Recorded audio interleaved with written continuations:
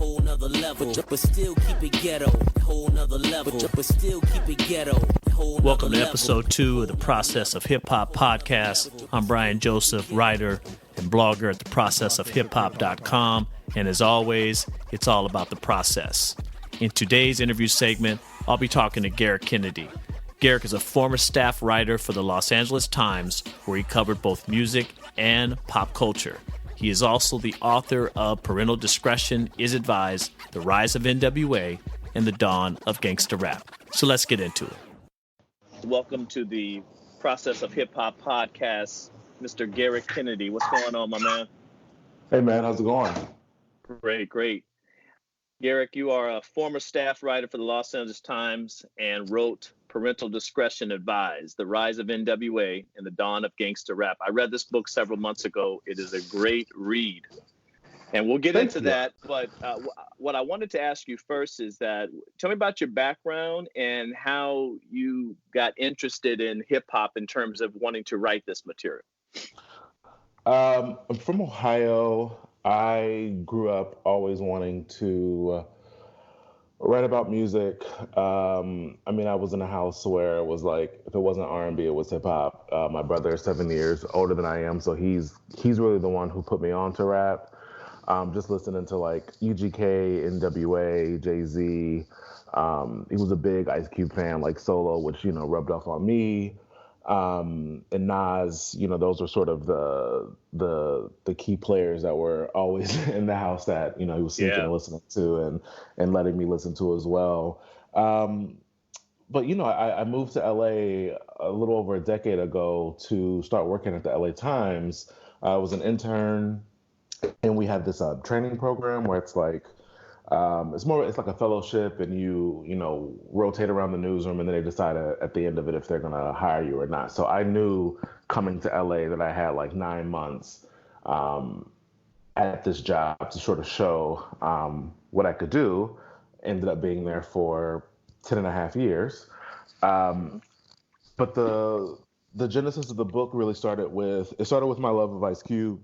He's somebody who I thought, had honestly never really been given his due in terms of the bigger picture, what he contributed to hip hop and beyond. I think a lot of people obviously consider him, one of the greatest MCs to ever do it, which, obviously I think is true. It's always something that I have admired about him. But I think beyond that, I think how he was able to push hip hop culture into Hollywood was a particular interest to me, just because of the fact that I think that, he was really following, like Will Smith's, he was following his path a little bit in terms of like the acting, but he did something really different. He wanted to push the culture forward in a particular way that, the Fresh Prince didn't. I love Fresh Prince, but I think Fresh Prince, what it really was sort of it dipped a single toe into hip hop. You know what I mean? So it was very hip hop adjacent,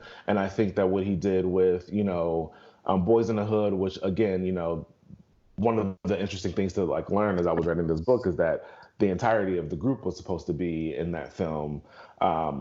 But, they had disagreements, but obviously, Easy allowed John Singleton to, have the title.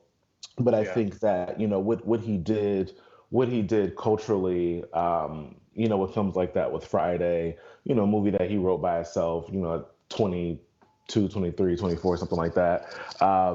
Those things were of great interest to me. And so I wanted to do a book just on him, just because I didn't think that there was that much conversation about what he did, what he meant, how he pushed it forward. That first record, really, having that East Coast sound, like there was all these moving parts to what he had done that I thought was really, really interesting. And I think for the most part, most people just only think of Ice Cube as an actor.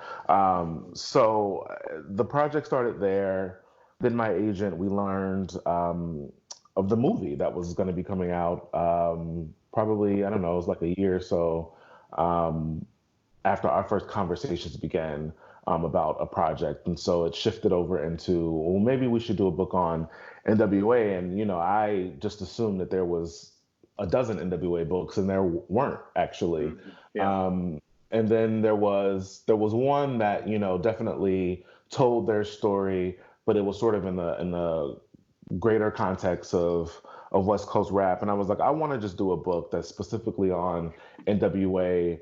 That's sort of a love letter to this city that I love a great deal, but also lets me kind of go back to like my roots of when I first came to LA, which I was like, I covered Compton. That was like part of my beat. So there was this familiarity that was there, with the city itself, but also just being a fan of rap and being a fan of this city and loving this city. I was like, I want to do something a little different. Obviously, it's going to be, it's going to tell their story really straight ahead.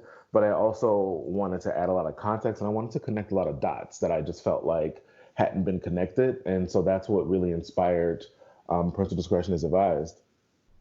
And again, the book, one of the things that I like the most about this book is that it gives you some historical insights. I mean, I'm a Los Angeles native, and it gives you insights into Los Angeles gang culture and how crack cocaine really changed that gang culture that was already there and had been there for years. Tell me about Eric Wright, aka Eazy-E's, his involvement in this transition, and then you term the term you call as a street entrepreneur. So how tell me about his involvement in gang culture and really the crack cocaine culture.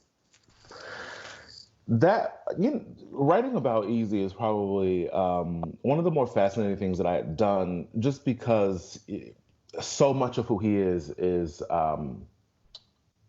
a myth. So much of what he's about is sort of this legend that has been created, that he indulged in, that he also loved, that he also marketed really brilliantly. This persona that he really, really exploited, for better or for worse, depending on who you talk to. Yeah. But I think, part of what allowed him to do that was some of the realities of, like, he was a young kid, like, out here trying to make it, and a lot of young kids in hoods, no matter if it's Compton, no matter if it's, you're off 8 Mile in Detroit, no matter where you are, Cincinnati, where I'm from, like, sometimes you have a decision to make. You have a decision to make if you are going to, run with the streets, sort of, the gratification that comes with that. Yes, you are, dodging bullets, dodging fists, dodging a lot of trouble, but you also are enterprising, and you're making money in a particular way that you wouldn't have had access to if you went to go work at McDonald's, or you went to go work at, whatever small little job that, like, you would be allowed to do as a young Black man, with limited education. And so that was the interesting thing, that I had to make a decision of, like, how much of that do I want to try to uncover and try to focus on. And when you start talking to family, and when you start talking to people who are really close to him, you can sort of kind of boil it down to some really, easy key facts of, like, yeah, he, joined up, in some gang shit. And yes, he was obviously, slinging on the corner like a lot of people did. I think what was the most interesting thing about that was he so quickly realized, okay, this is cool and all, but I want more. And I don't really want to spend my whole life running from shit. I don't want to really spend my whole life, running from the police, running from, other members, having to, like, figure out stash houses and all that kind of stuff, which was interesting because, one of the things that I did was, I went and I just walked from his house to, like, where he would go and deal, and just to see what that was like to, do that walk every day. How many blocks you got to pass, how many dudes you might encounter, how many hot corners there probably are between your spot and that spot, how vulnerable you are, because this is nothing about Easy size, because everybody knew that he was quick with his hands, quick with his feet. But I just think of the basic feeling of what that must be every single day. Like, you start your day doing this, but the same way as he was starting his day doing that, he was starting his day reading the LA Times. He was starting his day seeing what was being played, on radio. He was starting his day seeing what was, he was ending his day seeing what was hot in the clubs. So I think there was something about the fact that he was so enterprising really early on, and he was like, yo, this music shit has a shot to blow. You know what I mean? Like, we don't know what it's going to be yet, but it definitely has a shot. And there's all these people who are interested. Let me take all of what I'm doing and invest in it. So the fact that he went from, I just want to invest in it, to, well, you know what? I'm gonna end up being the person in front of it because I can sell it, because I've been doing all this shit that all of y'all eventually want to hear about. To have the frame of mind to know that eventually this is what people are going to want to hear stories about. That's what I thought was probably the most brilliant thing of everything that he did. The name aside, the outfits aside, all of it, just that basic idea of, taking what you had done on the streets, investing that into a nascent music career, but then also then using sort of, the stories and the things that you saw around you, which is what everybody in rap has been doing for, decades now, but just to see what it was doing at that point when so much of the music was dance. It was just like everybody was feeling good. And yes, some of the stuff was still dancey, but like it didn't really have this other layer, which is the hard reality of what was happening around a lot of us. Mm-hmm. And you talk about, and you did, you kind of alluded to this right now, but how hip hop has always been reactionary. You say that in the book, but there were other artists and events that happened before Straight Outta Compton. I think sometimes the misconception is that Straight Outta Compton was the birth of gangsta rap, and I guess to a certain degree it was. But there were other artists and other events that happened prior to that. Like, how do you think that really shaped what Eric's vision was for Straight Outta Compton and the group N.W.A? I think the key thing that really informed it is aside from Dre's beats, I think it was,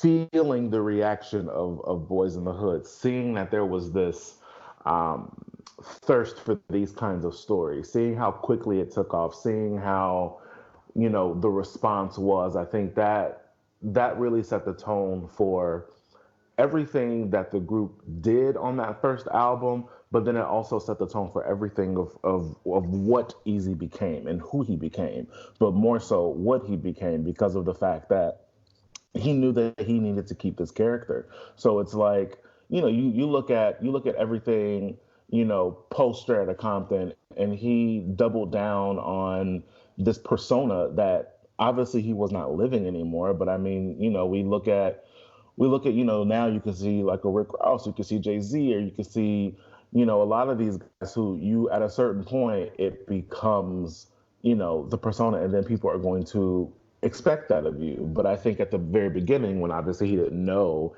any of that, and what he did know was that, we should just be telling these stories of like what's happening on the streets, what's happening around us, street reporters as they call themselves. I think a key thing was seeing the reaction of that, seeing how quickly that took off, seeing how everybody in the hood was playing it. And I think that really was like, we got to do this, and we got to do more of this, and we got to quickly do it. Mm-hmm. Yeah, and I had Public Enemy's albums when those came out. I felt like those changed really hip hop up to that point. They were definitely had a Black pride element to it, Black nationalism. It was just it made you proud. The same people, and I'm just thinking of myself and people I knew, the same people that bought Public Enemy also bought Straight Outta Compton, N.W.A, and N.W.A had very much an angry. It was anger, but it was also hedonistic to a certain degree. What do you think made that become so where people said, you know what? Yes, I like Public Enemy, but this here really speaks to me. What do you think was about the album that did that? The thing that I think is really interesting is, I have always considered both groups to be really angry. I just think how they channeled their anger was much different. I think, Public Enemy, how they were, that was the overall message. Even though there was a lot of anti-establishment within those lyrics, it was also still, uplifting the community, and also sort of kind of laying out tools of how, we as, Black Americans should be stepping forward in this world. I think the difference of what N.W.A did is, yes, there was obviously just a touch of, anti-establishment in a really shocking, aggressive way. I think it was also sort of this idea of, fuck sort of this respectability politics.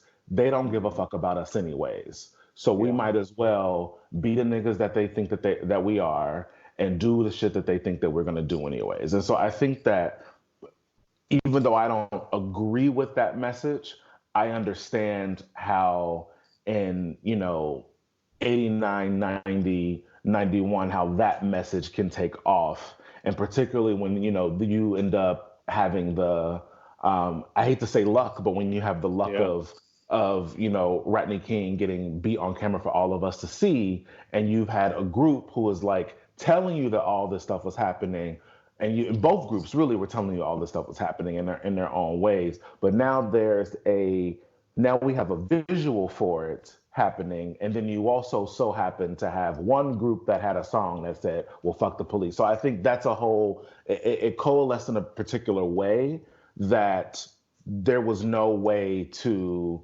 compete with that. And not saying that people, people tried to compete, and also people tried to mimic, but I think what they had on their side was this, lightning rod of an event, which is, what LA became, in the shadow of, Rodney King. And they happened to have this song that was the actual perfect embodiment of the tension that had been prevalent in the communities for the past decade. But not just that community. It's tensions in every community where there was Black people and they're being policed by, white officers who so often, treat them differently and forcefully and all these other things that we're still talking about all these years later. But I think that, the difference was they had that song. And I think that's a lot of, and this is a lot of the criticism that I ran into, not just writing about them, but also like trying to talk about them in a way, which is like, we give N.W.A too much credit because they just lucked up on this. They lucked up on, having the FBI, feel a certain type of way about this, music. Then they were able to promote it. And then they had, the movement of, the mom sending the emails and stuff to different police officers. And, so they benefited from this type of publicity that made them so dangerous, but they weren't actually doing anything differently than any of the previous music that they had put out. So yeah, there is a benefit to that, but I also think that what it showed and why that was all able to, move so quickly and so feverishly across the country is because of the discomfort of a man that's going to say the N-word, a man that's going to curse on record, a man that's going to say a certain shit and they look a certain type of way. You know what I mean? Where it's like, I think that's still the funniest thing when even if you just go and look back at photos of them and it's like, am I actually afraid of these men? I'm not.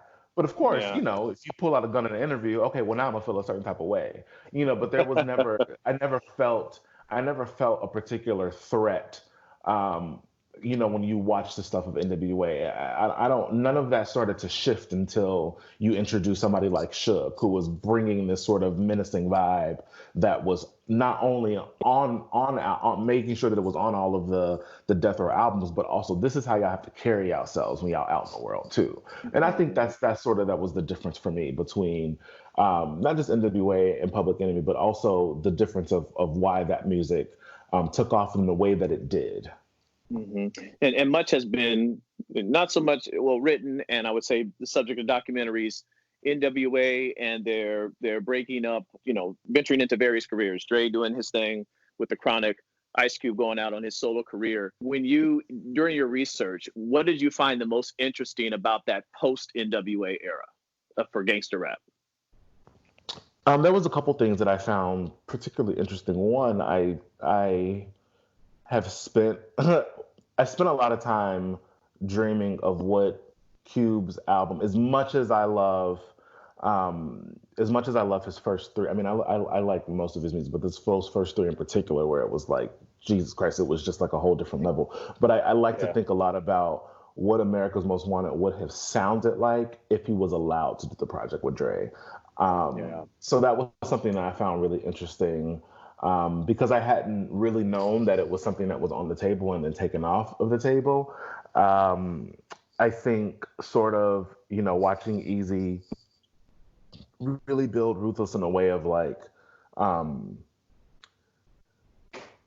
don't like to say that there was a desperation, but there was a feeling of desperation of, okay, I have to not just replicate what the group did, but I also now have to like, I've got all these eyes on this label. I have to like really, really, really show that I can really do this and I can make this work. And so I think, you know, seeing the acceleration of Ruthless was really interesting. After, you know, Cube left, I think seeing the difference of how, you know, we were looking at West Coast music, because yeah, there was a moment where it could have just been a fluke, but I think that, you know, what he showed with that first record was that it's not a fluke, that there's a lot of dudes out here with voices that are worth paying attention to and need to be paying attention to and saying really important things. So I think that, you know, there was a lot of things that were really interesting post Cube, but I think the one thing that I think about the most is, you know, what would an album have sounded like if it was just Cube and just Dre together, you know, and it didn't have the noise of, you know, trying to, you know, cater to multiple voices or the label shit that got really funny, you know, that made him leave and made them both leave at a certain point.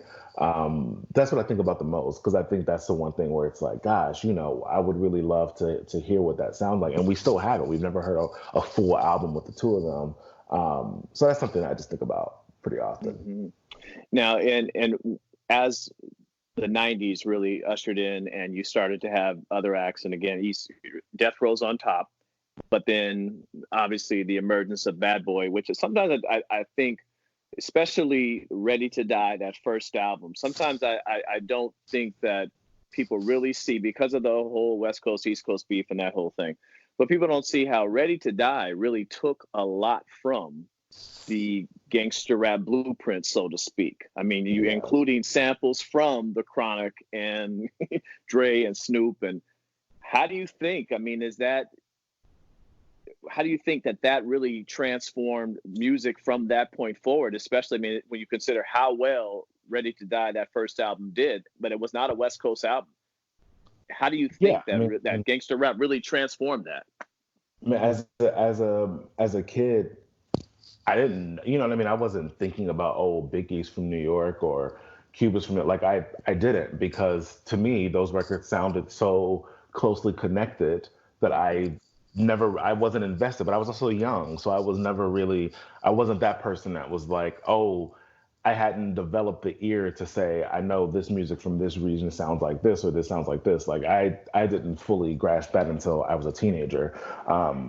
Loving hip hop and going back and re-listening to things and sort of seeing, like, you know, the South blow up and the Midwest blow up and all these other, you know, regions that for so long just weren't a part of the conversation.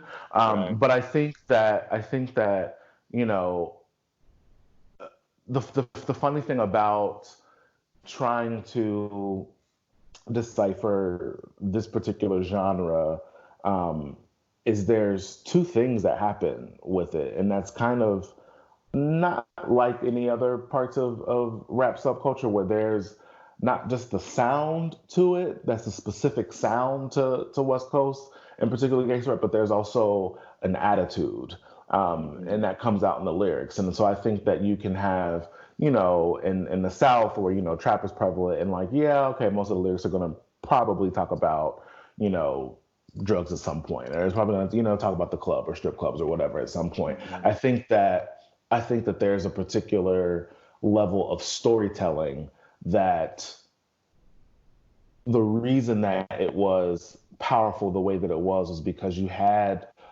a whole region listening to what was happening in New York and wanting to show we can do that too.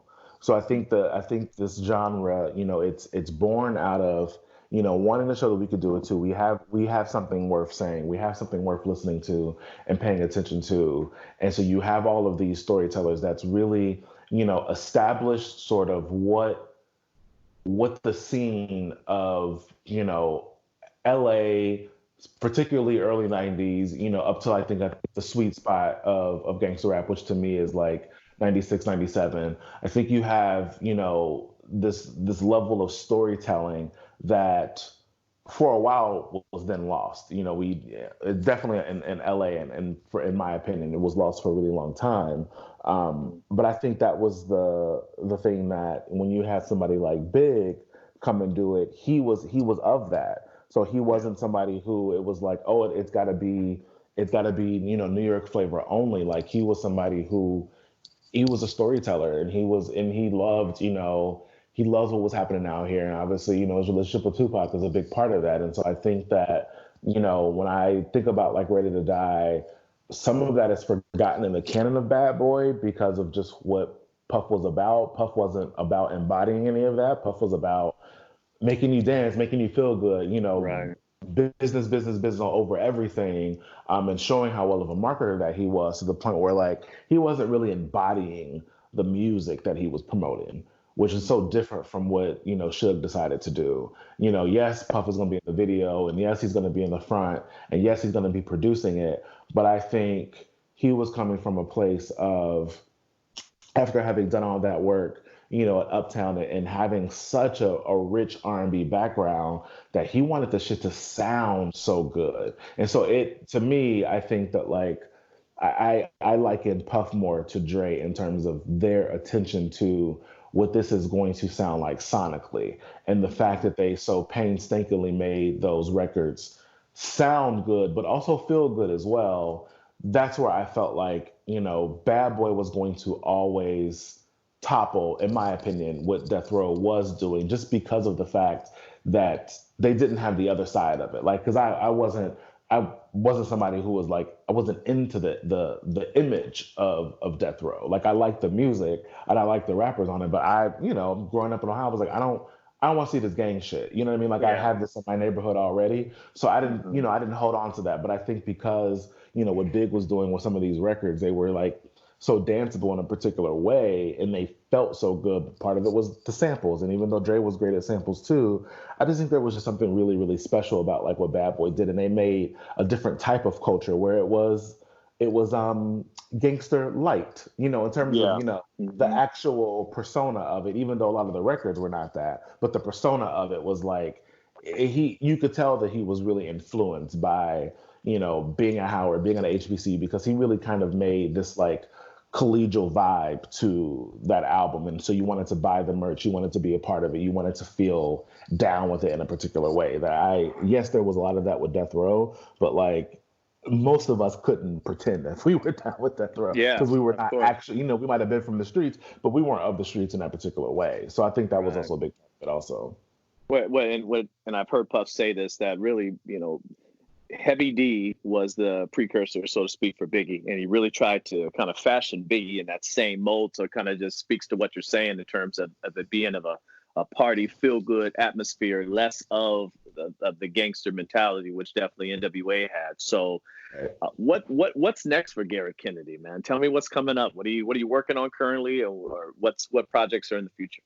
So I take a little bit of a departure on my next book because, I always made a deal to myself. I wanted my first two books to be on, my two passions, hip hop and then R&B. So my next book is on Whitney Houston, actually. And I'm not doing a straight ahead bio. I'm doing more of a, critical reassessment of her life and her career. I'm super excited about because it's a project I've wanted to do for, I don't know, probably like 4 or 5 years, but I kind of kept putting it off. And most of why I put it off was because I just wasn't actually ready to like do it, because it's a different type of writing that I'm going to be doing, as opposed to Parental Discretion, which was, really just me using the journalism that I've been doing for ever, it seems. So I'm excited for that. So that's immediate, and that's where my focus is at. I've been doing some freelancing, for a while, because it's been nice to just try different types of writing. I spent 3 months working on this oral history of Nipsey Hussle's life. That was really great to do, but also I had never tackled that before, where it's like, to me, I mean, it almost was like writing another book, essentially, because, you're talking to dozens and dozens and dozens of people, and you're trying to tell a story, but through them, which was really nice and really gratifying, just because, he's somebody that I, cared about deeply, and I loved his music a lot. And I think that he was really taking, not just West Coast in a great direction, but he was also such a really fantastic, community activist and community leader. And it's the community where I live. So, I live in South LA. I'm in Leimert Park, probably, like 5 minutes away from the Marathon shop. So, losing him just hit a little differently. And so I wanted to do something that, honored him in a really great way. And so I think the GQ piece was an opportunity to do that. And so it was nice to, spend a large chunk of time on one piece, because you don't really get to do that often as a music journalist. Lots of journalists get that in other beats, but definitely in music journalism, it's really hard to kind of have those sorts of in-depth pieces. But yeah, I'm shifting a little bit, and I'm focusing on my other love, which is R&B, and particularly 90s R&B, with this Whitney project. So I'm super excited to jump into that.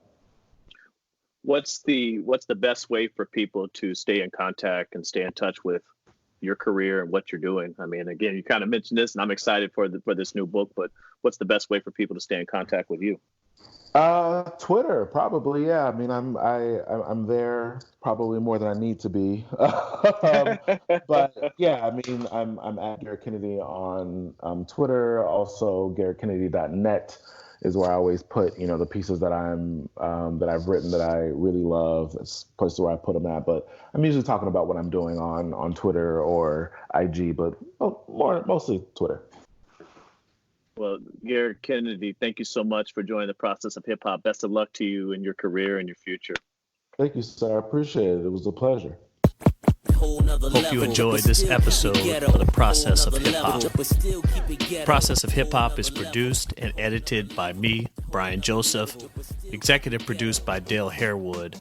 Music by DJ Big Mike of Real Side Records at realsiderecords.com.